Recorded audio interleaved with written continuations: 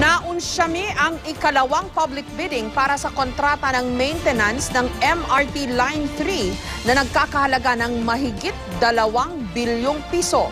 Wala kasing sumipot na bidder. Ayon sa grupong Riles, indikasyon daw ang bigong bidding na walang magiging pagbabago sa serbisyo ng MRT. May report si Bernadette Reyes.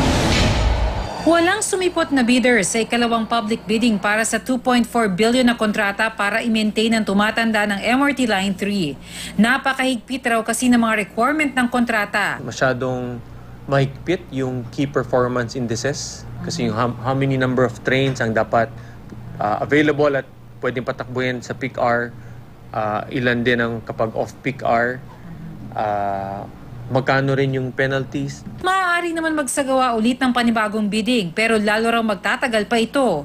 Isa rin daw sa mga option ng negotiated bidding kung saan maaaring kausapin nila ng DOTC ang mga interesadong supplier.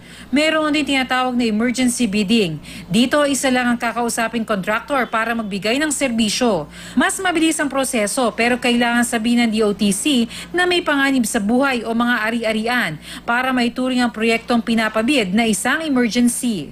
Once we go emergency, yun na naman. Baka naman katulad yan ng dati. Baka naman fundraising na naman yan ng LP. So, you get all these nasty remarks. Pero sa akin, malinaw, the safety of the passengers is primordial. If they say emergency procurement is the right mode because time is of the essence and in order to render better service and ensure safety, I'll go that way. Sa kasalukuyan, buwan-buwan ko i-renew ang maintenance contract ng Global APT matapos mapaso ang kontrata nito. Matatandaan noong Agosto noong nakaraang taon, nag-overshoot ang isang bagon sa Taft Station. Ilang beses din tumirik ang MRT. Kaya naman para sa mga pasaherong naabala ng kalidad ng maintenance ng MRT, kailangan madaliin ang pagselyo sa kontrata. Dapat maayos agad nila yan kasi baka maulit-ulit yung disgrasya. Napaka-inconvenient, lalo na kung pumapasok ka araw-araw. Para naman sa grupong Riles, ang bigong bidding, indikasyon na walang pagbabago ang serbisyo.